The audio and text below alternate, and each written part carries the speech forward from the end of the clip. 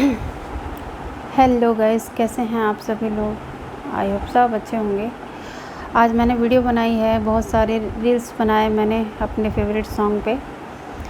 तो सुबह से ही बिज़ी हूँ। एक तो सुबह उठ जाती हूँ मैं 4:45 बजे, और आज भी ऐसे ही उठी। उसके बाद सारा काम निपटा करके और फिर अपना तैयार व्यार हुई कि थोड़ा सा रील्स बनाते हैं, क्योंकि मैं कल भी सोच रही थी लेकिन कल भी नहीं हो पाया। और जिस दिन मैं रील्स बनाती हूँ उस दिन मुझे थोड़ा सा अच्छा फ़ील होता है।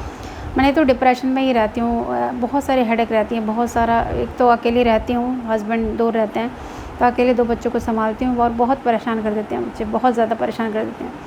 मुझे बिल्कुल फुर्सत नहीं मिलती, बच्चों को भी बिल्कुल टाइम नहीं मिल रहा है आराम करने का। सुबह स्कूल जाते हैं, वो भी 1-2 बजे तक आते हैं, और उसके बाद 1 घंटा अपना रेस्ट करके फिर स्कूल होमवर्क वगैरह करके फिर ट्यूशन चले जाते हैं।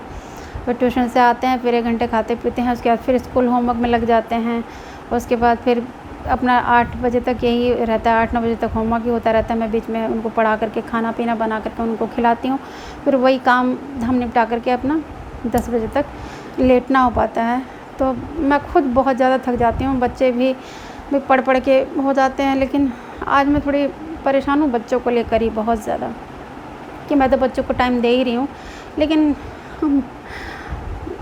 छोटा बच्चा तो चलो संभाल ले रही हूँ मैं, लेकिन मेरा बड़ा बच्चा मुझसे नहीं संभाल रहा है। मेरा बड़ा बेटा मुझसे भैया मेरा हाथ से निकलता जा रहा है। तो बहुत टेंशन हो रही है मुझे, बहुत टेंशन, क्योंकि अब टीनेजर हो गया है, 13 साल में लग गया है लड़का। तो और कुछ बोल दो तो आंखें दिखाने लगता है, मोबाइल चलाना बंद नहीं कर रहा बिल्कुल। मेरा ही मोबाइल था जो पहले था मेरा, वो ख़राब हो गया था, तो उसी को ठीक करा करके जब इसके क्लासेस ऑनलाइन क्लासेस चल रही थी तब इसको बना करके दिया था, क्योंकि 2 डिवाइस की ज़रूरत थी, एक छोटे बेटे के लिए और एक बड़े बेटे के लिए। तब ये जब ऑनलाइन क्लासेस थी उसके लिए मैंने ये फ़ोन ठीक करवाया था। उसके बाद इसको फिर आदत लग गई, जब क्लासेस ख़त्म हो गई इसकी तो फिर उसको हेडेक हो गया, हेडेक क्या, दिमाग ख़राब हो रहा है मेरा, आदत लग गई, एडिक्शन हो गया उसको ये गेम खेलने का। क्या तो बोलता है, कुछ बोल देती हूँ बीच में, रख दे बेटा, हाँ मम्मा रख रहा हूँ, हाँ मम्मा रख रहा हूँ। जब गुस्से में बोल देती हूँ कि बिल्कुल अब तो रख दे, तो आँख दिखाने लगेगा। मैं कहती हूँ फ़ोन रख दूँगी तेरा उठा करके, तो आँख दिखाएगा, बोलेगा फ़ोन छू के दिखाओ, फ़ोन ये करके उठा के दिखाओ, फ़ोन पे बात कहाँ से आ जाती है, इस तरह से बोलता है कि जब कुछ भी बात होती है फ़ोन पे कहाँ से बात आ जाती है।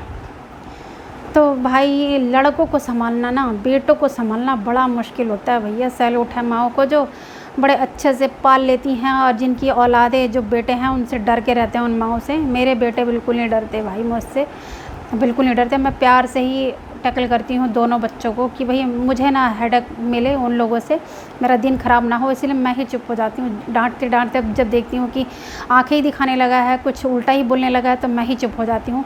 लेकिन जिस दिन चुप नहीं हो पाती हूँ उस दिन बरस जाती हूँ बुरी तरह से। फिर उधर से भी भाई साहब बरसते हैं, वो भी नहीं सोचते कि माँ है तो चलो 2 थप्पड़ लगा देते तो शांति से बैठ जाओ, वो भी चीखने चिल्लाने लगता है बुरी तरह से लड़का मेरा। तो मैं बहुत परेशान हो चुकी हूँ, पढ़ने में ध्यान नहीं देता है। वैसे तो पढ़ता है, कहता है कि हाँ मम्मी अच्छा हो रहा है, ट्यूशन में सब अच्छा पढ़ा रहे हैं। ट्यूशन वाले सर से भी मैं पूछ के आई कि यहाँ पढ़ता है कि नहीं पढ़ता, तो बोल रहा है कि सर बोल रहे हैं कि नहीं पढ़ता तो है लड़का, लेकिन बोलता है कि एग्ज़ाम ठीक से नहीं हो पा रहा है, कॉपी छीन लेते हैं तो पूरा मतलब छूट जा रहा है उसका। तो आज ऐसे चली गई थी मैं ट्यूशन, अपने छोटे बेटे की नोटबुक छोड़ गई थी घर पे, तो वही देने के लिए मैं चली गई थी। तो वहाँ बात हुई, मैडम से बात करके आई कि छोटे बेटे पे ध्यान दीजिए।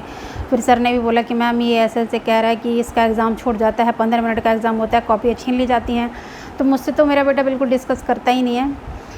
तो सर ने बोला कि आप मैम से इनकी बात कीजिए, इसकी क्लास टीचर से पीटीएम अटेंड कीजिए और बताइए कि ऐसे ऐसे है। तो मैं कहाँ तक क्या मैं करूँ, मुझे समझ नहीं आ रहा है। अभी 8th क्लास में है, अगले साल 9th में चला जाएगा। अब 9th क्लास बताएगी कि अगले साल ही पता चलेगा इनको कि एक कितने पानी में है, कितनी पढ़ाई कर रहे हैं भाई साहब ये।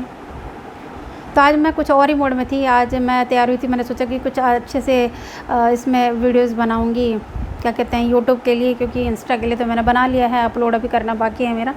तो बीच में बच्चे भी आए, तो देखो बच्चों को भी देखना पड़ता है। फिर अपना यूट्यूब पे अगर आप एक्टिव हो तो थोड़ी बहुत वीडियो उसमें भी भाई डालना पड़ता है। तो उसके लिए मैं रोज़ तो तैयार नहीं हो पाती हूँ, कभी कभी ही हो पाता है। रोज़ अब तो सोच में भी नहीं आता कि मैं रोज़ सोचूं कि हाँ मैं वीडियो बनाऊँ, क्योंकि अब खुद ही मैं कटाव होता जा रहा है, खुद से ही मन हटता जा रहा है। लेकिन मैं चाह रही हूँ कि मन लगा रहा है, क्योंकि अकेली रहती हूँ तो अकेले रहना बड़ा भारी पड़ जाता है, मुश्किल पड़ जाता है अपने मेंटल स्ट्रेस को संभालते हुए।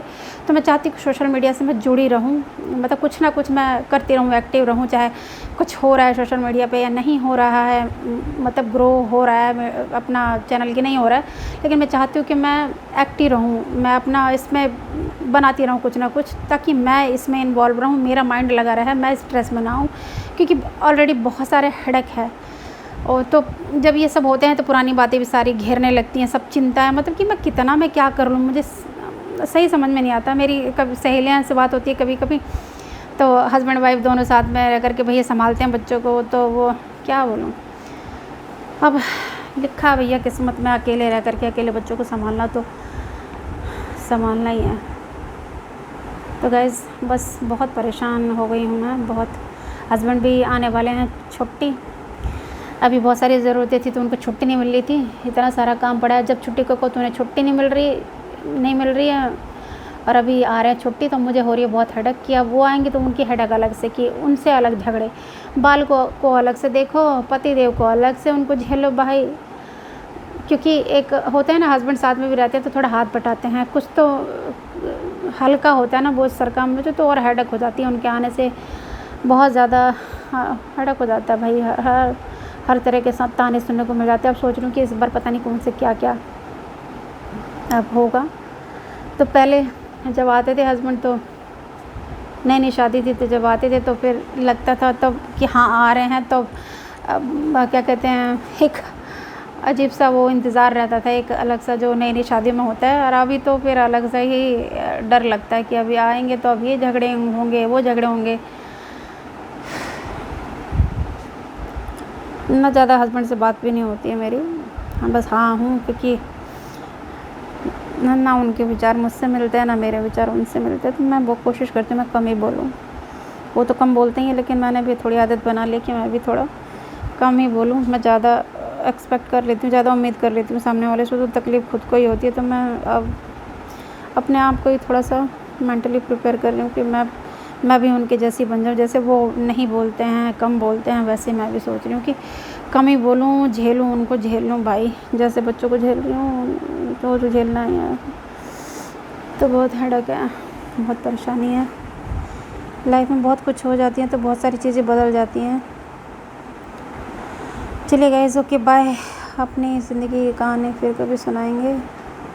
फ़िलहाल मैं आज बहुत परेशान हो गई, आज अभी बहुत खुश थी मैं, लेकिन अभी ट्यूशन से आया ना तो थोड़ा हेडेक सा हो गया बहुत। Okay guys, bye bye.